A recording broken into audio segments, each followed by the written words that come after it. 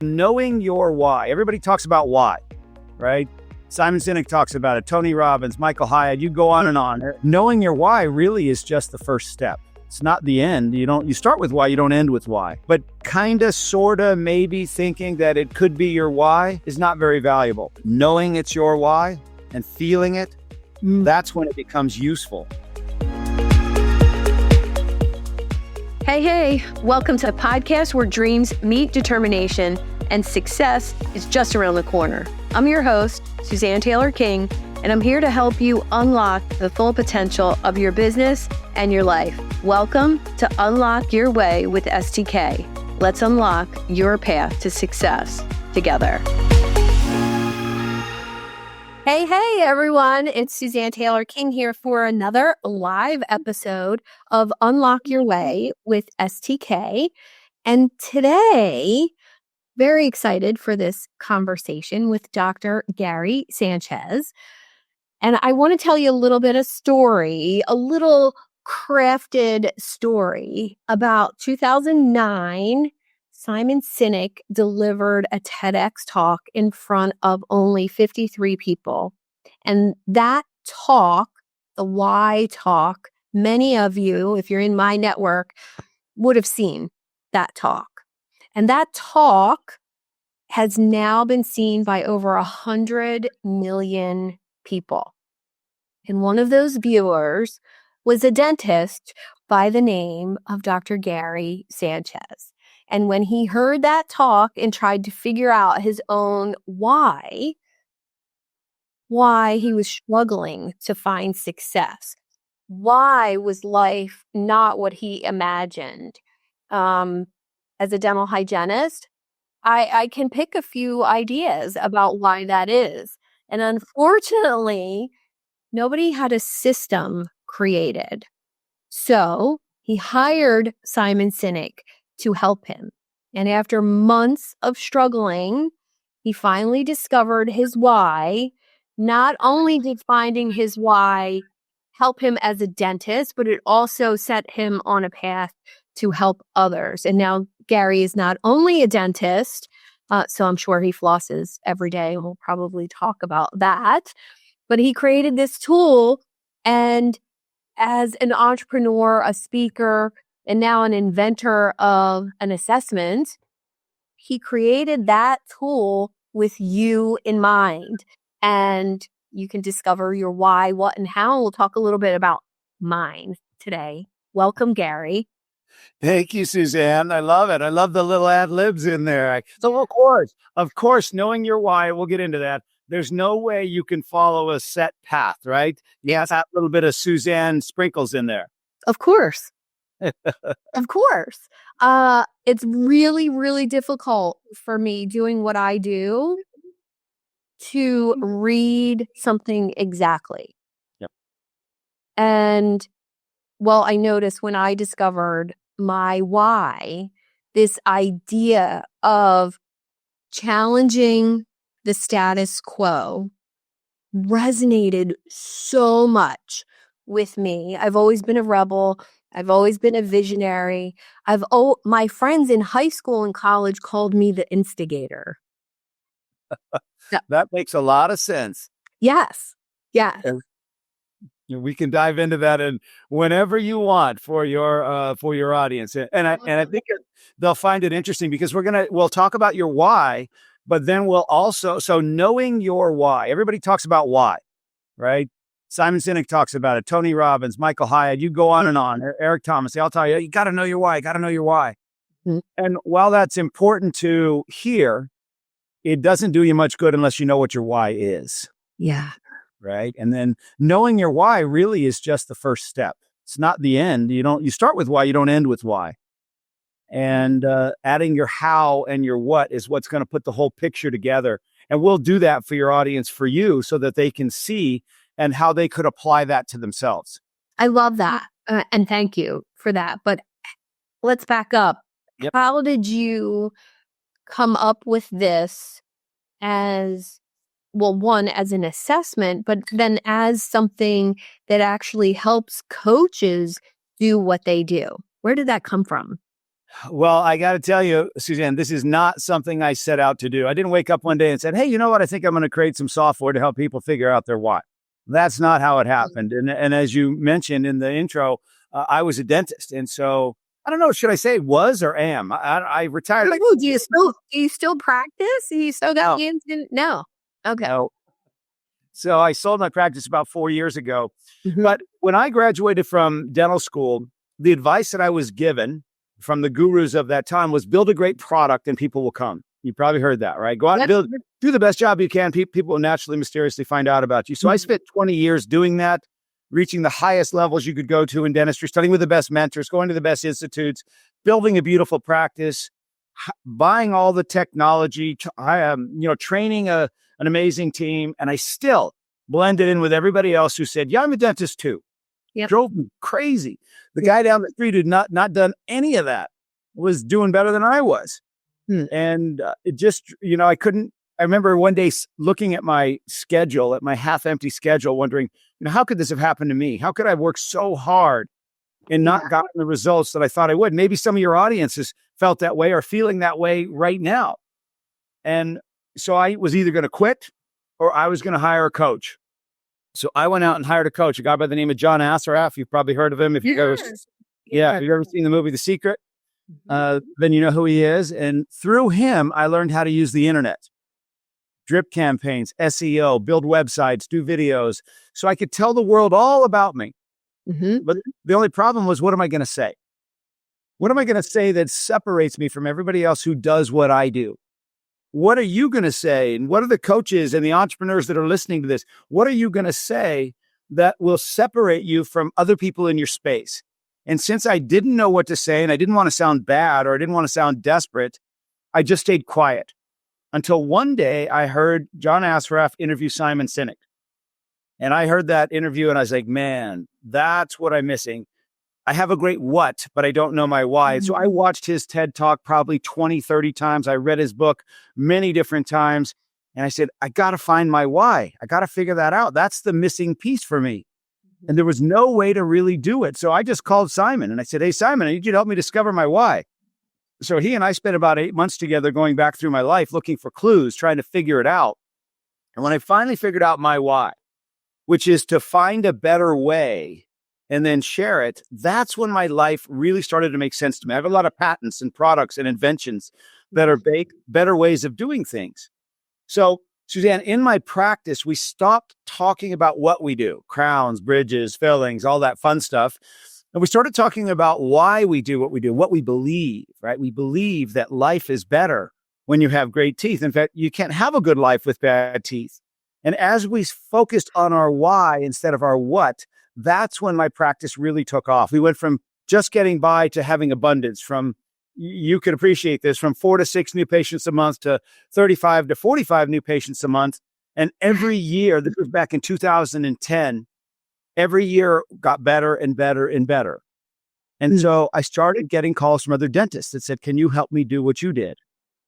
So I went back and figured out what Simon was trying to do, and I found a better way. So instead of taking 6 or 8 or 10 months, I could sit down with you and in about an hour, help you discover your why. And I started doing this for anybody that would let me. If you were sitting next to me on an airplane, you were going to get your why discovered. If you're sitting with me at a restaurant, you're going to get, if you're in my office getting numb, you're going to get your why discovered. And so I did this for 7 years for thousands of people for free. Wow. And I just started to notice patterns and trends and similarities. And I figured out there's only 9 different whys. That was the most important thing I figured out. Because the way Simon was doing it, there was never an end point. You never knew if, am I there? Is this my, I don't know, is this my why? I think it might be. Oh, yeah. But kind of, sort of, maybe thinking that it could be your why is not very valuable. Knowing it's your why and feeling it, that's when it becomes useful.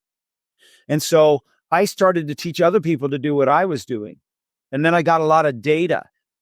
And with that data, in 2016, I developed the why discovery that just found your why. Now, I've done more why discoveries, Suzanne, than anybody in the world. And I was only about 70% accurate.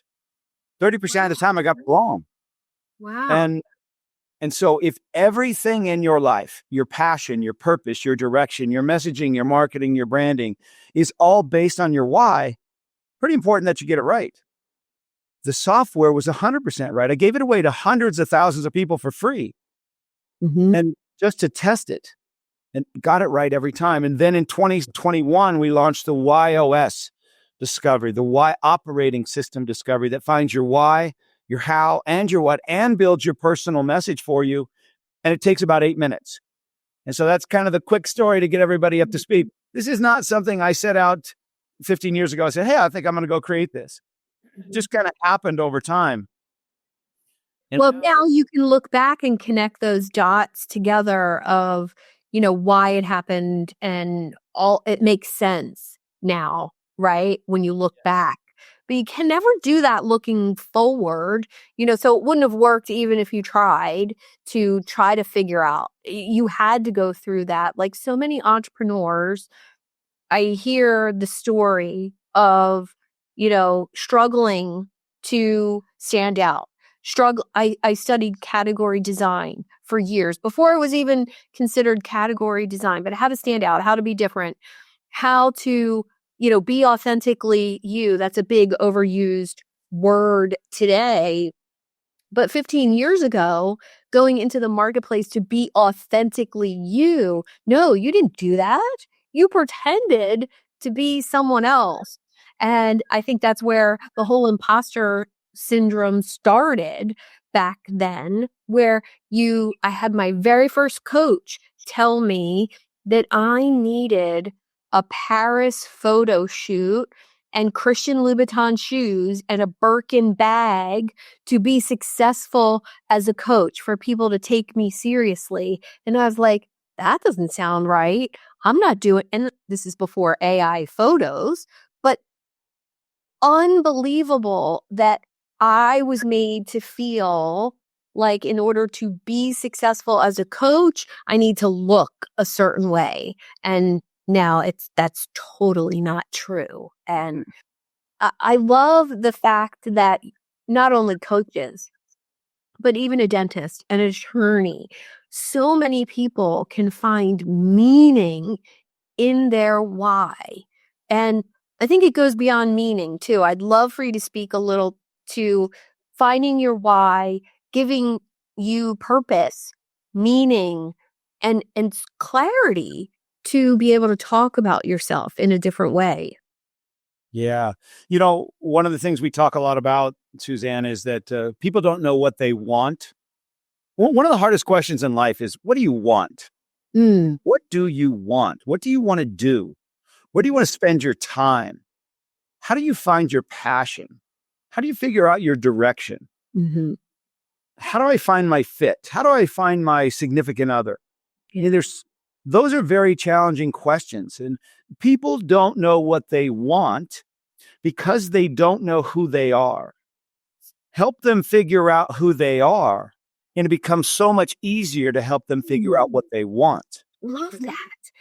The whole journey of entrepreneurship, I probably said 1,000 times, is you doing self-discovery.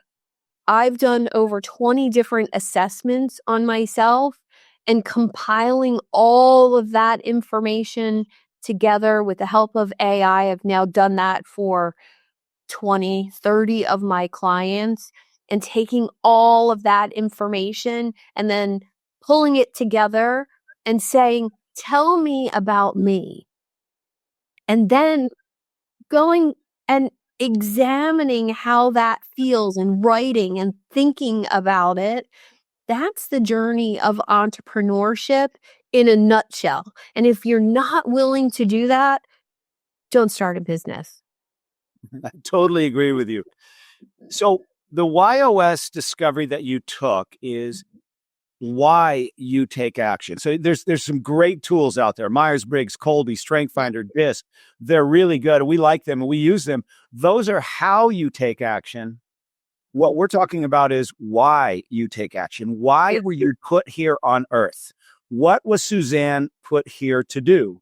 So maybe we should jump into that so that the audience can see should I bring it? Should I bring it up on the screen so they can see it? Sure. Yeah. Okay. Let's do it. I'm an open book anyway, so you might as well see into my assessments. Why not? Okay, so we'll bring you up. So here is your simple, Suzanne's why is to challenge the status quo, think differently. How she does that is by simplifying things, making them easier to understand. And then ultimately what she brings is a trusting relationship. But let's let you read this for your audience where it says simple YOS. I believe that success happens when we think outside of the box. And how I do that is by making things simple and easy to use. And ultimately, what I bring to the table is a trusting relationship where others can count on me. And how does that feel to you? Absolutely perfect. Yeah. So let me dive a little deeper into that. And if those of you that were able to see this as she was reading it, did you notice that there is no way she can read what is exactly on this page? She wouldn't read it that way. Not a chance. I tried. I wanted to add, I take complex systems and processes and make them simple and easy to use, but I didn't. I really tried to read it as it was. And that's because your why is to challenge the status quo and think differently, think outside the box. So Suzanne's that person that pushes limits, imagines extraordinary, sees things the rest of us don't. Just like Steve Jobs, like Herb Kelleher from Southwest Airlines, Richard Branson, they push limits. They think bigger. They get us to think outside the box we've put ourselves in. And then how she does that is by taking what she sees and simplifying it down to just a few things that are going to actually work for us so that ultimately she can be that trusted source, like that guide, that trusted person that will walk us to where we need to go. And how does that feel to you? It feels totally true. It feels simple and insightful. And it also feels that my ideal client who's a founder or an entrepreneur and they have all of this intellectual property to get out into the world and they don't know how to do that. You know, they're overwhelmed with all the shiny things. It sounds perfect for them. Yes. So let's talk about that for a second. Mhm. If you are listening to this, or you have a piece of paper and pen or pencil by you, if you were to write this statement, these two lines down, I'm looking for someone who's looking for, and we'll do this with you, Suzanne. So and if we add your why and your how and your what to it, that will tell us exactly who your ideal client is. By the way, your simple YOS is the messaging that you need to have on your website so that you attract those people to you. And let's talk about your ideal client real quick. So I'm looking for someone who's looking to get outside the box they've put themselves in, or to think bigger, right? To challenge the status quo. I'm looking for someone who's looking for simplicity or an easier way to get there. And I'm looking for someone who's looking for someone they can trust to get them there.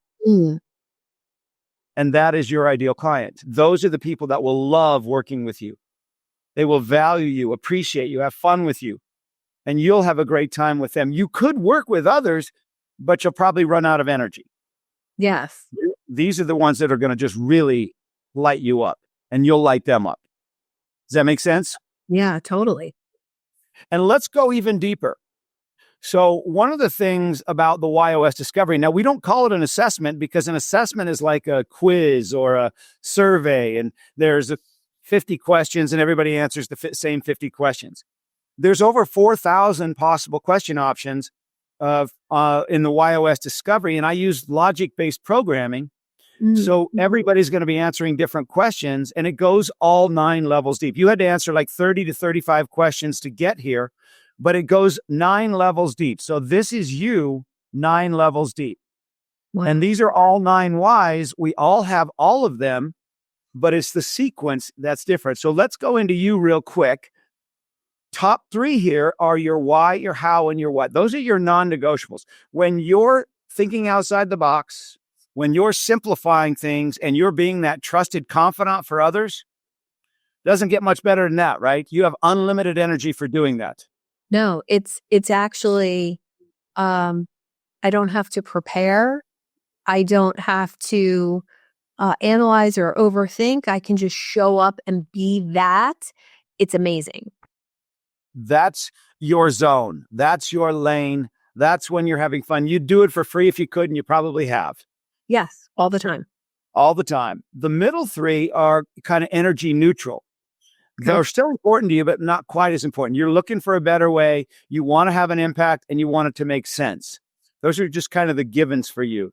And then the bottom three here are the things that take energy from you. They drain you. When you're given, mastery means diving in super deep. When you're given 30 pages to read, you're like, I'm not reading 30 pages of anything. I need 3 bullet points. You hate getting asked a whole lot of questions to clarify things, and there is no one right way to get there. There's multiple ways to get there. Yeah. Does that feel right? Oh yeah. I have hacked a complete learning system for myself, and that goes. I've challenged traditional learning on this and simplified how I learn about a topic. And I told someone else a couple years ago how I do that, and they looked at me like, "What? That's insane! That's amazing! You need to tell everybody that." And I just thought, "Oh, I thought everybody did do that." I didn't want to spend, 80 hours reading 10 different books on a topic. So I figured out a way I didn't have to do that. See, you thought outside the box, simplified it, and came up with a way where people can trust the results. Yes. Yes. And if I look back when I was a kid, I was doing that. That is why somebody would choose you over everybody else who does what you do. So that's why it's so critical to talk about that in your messaging, on your website, on your homepage. That's why someone would choose you. Now, the better able you are to articulate what it is you believe, the more you will attract those people that believe what you believe. They'll raise their hand. That's what I believe. That's exactly what I believe. I believe in thinking outside the box. I believe in simplicity, and I'm looking for someone I can trust. And the better you are to say that, the more you will attract that. And those are the ones you're looking for. True. But if you don't even know what it is you believe, for all you listeners, if you're not clear on it, it's very hard to say. And that's where some marketing messaging kind of pops in there, where it's not really you. It's just something that sounds good. Right. When you were talking about authenticity, Suzanne, that's how you create authentic messaging. It starts with you knowing you. Yes. And then you can create the messaging that's real to you, that attracts the right people to you. And so on that note of transformation, here's what I believe. I believe that people don't change. Everybody's change your brain, change your this, change your that, change your this. How often do you ever see anybody change anything for any length of time? Yeah, maybe for a little bit you could do a little change here and there, but ultimately, why? You're already good enough. You just need to know who you are. So when you find your why and your how and your what, when you can say it and you know it, then the goal becomes be the best version of you. Don't try to be somebody else. Yeah. What the world doesn't need is a muted version of Suzanne. We don't need that. What the world needs is Suzanne being the best version of herself. That's what you were put here to do. That's when you're going to love it. So you don't need to change. You just need to know who you are and then go be it. Yeah. Does that make sense? So much of entrepreneurship, coaching is who are you being? And, if you don't know who you are being, then you can't have a marketing message. You can't attract the right people to you. And I want to share my belief statements with you that I created after my YOS discovery and my other assessments. And when I really dove into what do I believe about what I was doing, these 4 statements have been transformational, not only in my talks, in me attracting the right people, in me saying things a little bit differently and bolder than other people. So I believe in challenging the status quo, thinking differently to boldly step into the confidence of being unique and different. If that resonates with you, you're going to be attracted to what I do. I believe that by enhancing your unique qualities, strengths, and gifts, that perspective changes and grows. So again, my clients are enhancing their unique qualities, putting it out into the world. The third one I love, I believe that my lifetime of learning, my personal habits, my emotional intelligence, and my study of myself will change your life and business trajectory. And then I believe that coaching is custom, unique, co-created with actionable steps, resources for simple, straightforward motivation and action. Awesome. Awesome. If I could could I give you some feedback on it? Absolutely. I'm a better way guy. Yeah. My speaker coach is a guy named Joel Weldon, and he's 83 years old. He's coached over 10,000 speakers. He's awesome. And he always uses this line. He says, make it impossible to be misunderstood. So what you said is awesome. Make it simple. Make it shorter. Shorter. Okay. Make it 6th grade English. Okay. Make it so that there's no way I can misunderstand.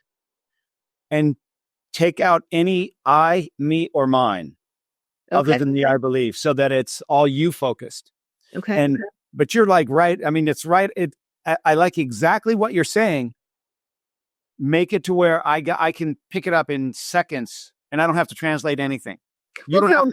So what you said after one sentence, right? Making it one sentence. After you said it, then you would say, well, what that means is that's what you should be saying. Okay. You know what I mean? Okay. Because that's what you really wanted to say. You don't have to sound impressive. You're already impressive. You don't have to sound smart. You're already smart. The simpler language you can use, the more the people will get it. The more say, I get her. That's what I want. I don't have to translate it at all. So what you're saying is spot on. If you can say it in 6th grade English, it'll be even more powerful. Does that make sense? Yeah, totally. This is one of the things with messaging and words. I love solving problems. And sometimes when you try to solve your own problems, you overcomplicate them. Other people, it's no problem to simplify that, right? To say to one of my clients, well, that's great, but say it in 5 words or less. Explain it to me like I'm 5. But doing it, this is why other people and having a coach and having mentors is so, so valuable, because you don't know what you don't know, right? And I'm going to take those 4 belief statements, I'm going to put them into Chat GPT, and I'm going to say, simplify this and explain it like I'm in 6th grade, and see what it says. Let me give you an example, because here's how you can do it. Okay. I was speaking at this event called the Elite Wealth Advisor Symposium. It's the top 100 wealth advisors. And I was a kickoff keynote speaker, and the theme of the event was Becoming Advisor 2.0. Right? So I assumed that since they're all wealth advisors, they know what Advisor 2.0 means. So I asked the person putting on the event, there was 2 people. I said, what does Advisor 2.0 mean? Because I don't really know. And he gave me this long answer. And I was like, okay, great. So then I went to the other person that's putting the event. I said, what does Advisor 2.0 mean? She told me something totally different. And so then I thought, I bet the audience doesn't even know what Advisor 2.0 means. So that's how I started the opening keynote. I said, today we're going to be talking about cracking the why code, becoming Advisor 2.0. So how many of you understand what Advisor 2.0 means? Nobody raised their hand. So then I said, I didn't either. So I went to ChatGPT and I said, what does Advisor 2.0 mean? And I put up this slide that had this big, long answer, very complicated. And I said, how many of you know what that means? And I said, I didn't know what it meant either. So I went back to ChatGPT and I said, in simple English, give me 3 bullet points for Advisor 2.0. And it said, using high-tech tools, focusing on the whole picture, creating deep and meaningful relationships. Wow. I said, can we all agree that that's Advisor 2.0? And they're all like, yeah. And now we're having a conversation. Mm-hmm. Before that, we were all on different pages. So that's what making it impossible to be misunderstood means. So all you got to do is put those into ChatGPT and say, in simple English, in 3 short bullet points, what does this mean? I love that. Yeah. And see what you get. I think you're going to be blown away. You go, oh my gosh, that's exactly what I've been trying to say. And so this is great for your audience, for anybody that speaks, anybody that's doing workshops. Here's the takeaway. If you use a word that might have multiple meanings, or your audience doesn't know what it means, you have to define it. Yeah. But think about that with every time you do a presentation, a workshop. If you sit down to talk to somebody and you use these big fancy words, like I create the space for this and for that, I say, what the heck does that mean? Mm-hmm. What are you talking about? It can sound impressive, but maybe they don't. I could talk to you. I couldn't talk to you, Suzanne, but I could talk to your audience in dental speak. Mm-hmm. You and I could have a dental conversation right now, and they wouldn't have a clue what we're talking about, right? Yeah. I was thinking about that. I was thinking, because we have that common history, I was a dental hygienist for 20 years. And, before that 20 years, I worked in the dental office for 3 or 4 and just have this. I think most of the language I use about dentistry is from that first boss of mine. Shout out to Dr. Timms. And because of his caring way, his rapport, and my respect for him, I learned so many of his words for things and the way he explained a root canal, the way he explained a crown was not how I learned in school. In school, I learned the book version. This is how you talk and this is what you say. And it sounded inauthentic, uncompassionate, and definitely the patient in the chair was going to be like, what the heck did she just say? And by learning his way of talking to patients, I was so much more successful as a hygienist. And I only ever worked in his office and one other, which that says a lot, to be in an office for 15 years and another office for 15 years. That's huge in dentistry. And I think it's because of that. One of my patients, you'll love this, that one of my patients, when I retired from being a hygienist, it was when my son was born, and he stayed in touch with me. He's a local realtor. And of course, I've referred business to him. His wife became a client of mine. And most recently, 30 years after meeting him and cleaning his teeth the first time, he became a client of mine as a coach. And we're still in touch to this day. He was my client for 3 years, and we just have this amazing referral relationship with each other. Think about that in terms of your what. Yes. Creating trusting relationships where others can count on me. That's what you did all those years. Yes. That's what you do today. Yes. Why you do it is different.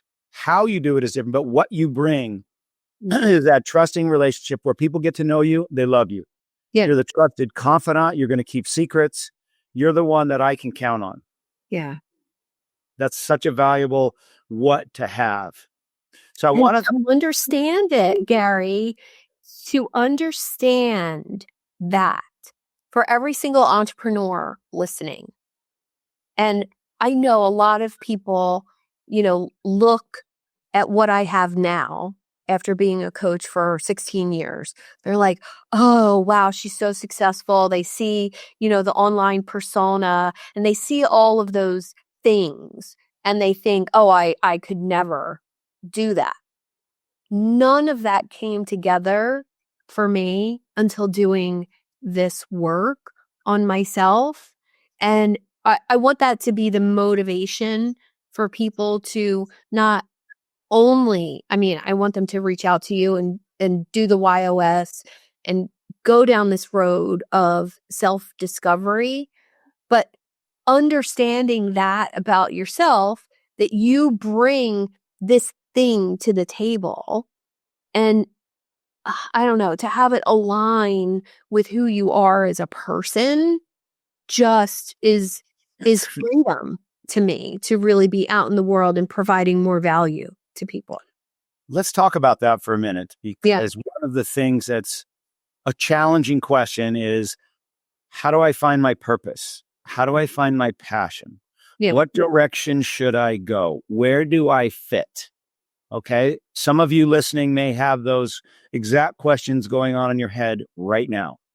So let's talk about that. I'm going to bring you back up just so we can use you as this example, because let me do that.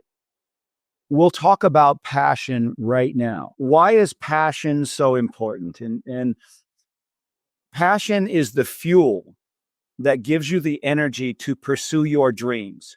Without passion, you give up, you quit. With passion, you persevere. So how do you find your passion? Well, if what you choose to do with your life is in line with your why, your how, and your what, you will love what you do. You will have passion for what you do. And that's why it's so critical, because then you will get to where you want to go because you have unlimited energy. Yeah. So let's take Suzanne for as an example. If we put you in a place, if you pick a career path, well, let's say you show up at my dental practice and you put on your business and you put on your resume, I'm good with numbers. Good with numbers. I said, wonderful. We have our new bookkeeper right here. Suzanne is going to be our new bookkeeper. She is great at numbers. And so we're going to put her into bookkeeping. So how would you do as a bookkeeper? Horrible. Yeah. How long would you have energy for a bookkeeper, to be a bookkeeper? 10 minutes. 10 minutes. Because Suzanne does not want to follow the rules. She doesn't want to do it the way it's supposed to be done. She wants to think outside the box and do it differently. So if you want creative bookkeeping, Suzanne's perfect for that. But if you want it done the same way every single time, not a chance you're going to do that. But if we put you in a place where you get to think outside the box, get people to think bigger, get them outside the box they put them in, get them to imagine extraordinary, do things different and make it fun, make it exciting, make it different. And you get to then simplify it and be that trusted source for them. Well, then now how do you feel about that? Well, you made me remember when I was working as a hygienist and I said to my boss, I said, what's possible if your practice does $1 million a month instead of where we're at now? And his eyes got big and he looked at me. He's like, I don't know how we would do that. And I said, well, guess what? I know how to do it. Do you want to hear my ideas? And he said, yes. And if you can make that happen, I'll take the whole office on a cruise. We went on a cruise a year later. Love it. See? Yeah. That's And for you, that's right in line. And you love doing that, right? You love getting people to see things they can't see. Yes. Simplify it and say, let me take you there. Yes. So if what you do, so for all of you listening and watching, if what you do is in line with your why, your how, and your what, you will love what you do. You will have passion for what you do. And passion is that fuel that gives you the energy to pursue your dreams, right? Without it, you won't. Now, if you're not in a position right now where you're living your why, how, and what, that's okay, because many people are not. You can still do it, but you will run out of energy. Just know that you will run out of energy, and then you're going to have to pivot. So the sooner and the earliest you can get onto the right path, the longer your runway will be for you to create what it is you want to create. So what happens to most of us is when we're in high school. So if you have kids that are in high school, they are asked, what do you want to be? Mm-hmm. What do you want to do with your life? Well, how the heck are they supposed to know? Very few know. Yeah. Where do you want to go to school? They don't know. So they go off to somewhere where their friends go, where it's a good party school, a good football team, or whatever it is. And then they're asked to make and this is what happened to us as well, is then you have to pick a major. I don't know what I want to major in. How am I supposed to figure that out? You pick something. Then you got that lasts for a little while. And then you got to pick, what are you going to do with that major? Mm-hmm. And then you got to do it. Most of us just pick something that we think is going to be good or give us the money that we want or the whatnot. And then we go down that path and we become invested into it. Yeah. So in my case, why did you pick dentistry? Because I didn't know what I wanted to do, and my dad was a dentist. And I knew the lifestyle, and I thought, this could be a good way to go. Yeah. And so then I went to 4 more years of college, 4 more years of dental school. Mm-hmm. And then you get into practice, and then you start learning, and then you start accumulating things. Yeah. Houses, spouses, cars, kids. And now you're stuck. Mm-hmm. And you got to write it out until your kids grow up, and you can say, okay, now what do I want to do? Yeah. And by then you're 45, 50, 55, 60. Mm-hmm. And now you pick your passion, and you've got a very short runway to accomplish what you wanted to do. Yeah. What if we helped somebody when they're in their teens and 20s and younger figure out who they are at that stage, what they want to do, where they're going to find their passion, where they're going to find their purpose, and live that life much longer. And that's my journey. That's why I want to do this. Mm. I don't need to do this. I'm compelled to do this. And so it's really about helping people figure out who they are so they can figure out what they want so they can go live the life they were meant to live. That's what it's about. Perfect spot to wrap up. Perfect. Thank you so much for this conversation. My son, who's 15, just took the YOS, and we're talking about it. Can I add something to that? Yeah. For those of you listening, imagine the conversations that Suzanne can have with her son now that she knows who he is. Because what we do is tell people what I would do. Mm-hmm. Tell your kids, well, this is what I would do. Well, they don't care what you would do. They want to know what they should do based on how they think. I had one daughter. I had 2 daughters. I have 2 daughters. One went through high school and college not knowing her why because they hadn't figured it out yet. Mm-hmm. And I had one go through high school and college very clear on her why. One took 6 years to get through college, took a year off, changed majors multiple times, barely made it through, didn't have a great experience. The other one, leader of the pack, went through in 4 years, right straight to her dream. The conversations that we could have were totally different. One, I was telling her what I thought. The other, I was helping her figure out based on her why, how, and what would be best for her. Not what I think, but what she thinks. Does that make sense? Totally. So it's going to be fun to watch you and your son and the conversations you can have. It's hard for us to not tell, well, this is what I would do. This is what I think. This is how, how I see it. Right. They don't care how you see it. Right. No, they truly don't. And that's a whole, we could do a whole show on that. So I don't meet with anybody ever on Zoom, in person unless I know their YOS. So if you're a coach, if you can make it a pact with yourself to not meet with anyone until you know their YOS, the conversations that you will have are so much more impactful and so much more powerful when you actually know who it is you're talking to. You can help them so much quicker. You can give them that aha moment so much faster. You can be that expert instantly. And then who are they going to work with? The person that knows them or the person that doesn't know them?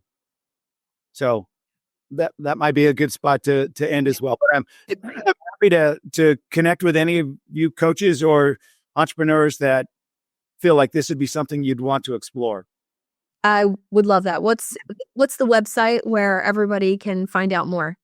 Whyinstitute.com, WHYinstitute.com. That's where you can find the why discovery and the YOS.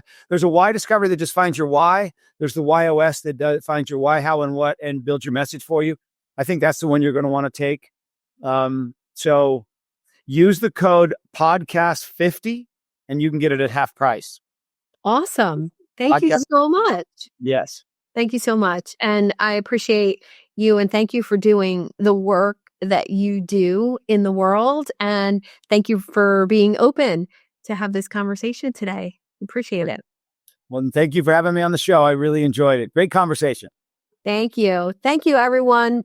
Check out Gary, follow him on LinkedIn, and head on over to the Why Institute website to find out more information for you.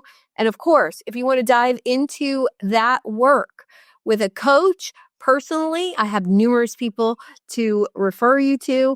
And if you want to hear a little bit more about my story, about how self-discovery really fueled my coaching practice and took it to the next level 2 years ago, and it's still ongoing today, keep discovering that for yourself. Reach out. I'd love to talk to you about it.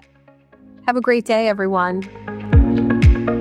Thank you for tuning in to another empowering episode of Unlock Your Way. I hope you found today's discussion inspiring and you're ready to take your business and personal growth to that next level.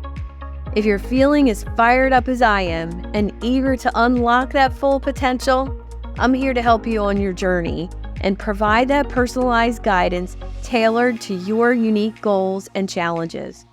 Simply book a one-on-one coaching call with me and we'll dive deep into your business aspirations and see how we could co-create a roadmap for your success. And whether you're striving to scale an enterprise or just getting started, I'm here to support you every step of the way. To schedule your coaching call, simply visit the website at unlockyourwaywithstk.com, click on the Book a Call button, and we'll turn your dreams into that reality. Subscribe and review on your favorite podcast platform and on YouTube. Plus, you can join over 800 entrepreneurs in the Idea Lab Facebook group. Let's make success as an entrepreneur happen together. Until next time, I'm STK. Keep dreaming big, stay focused, and most of all, have fun while you're doing it.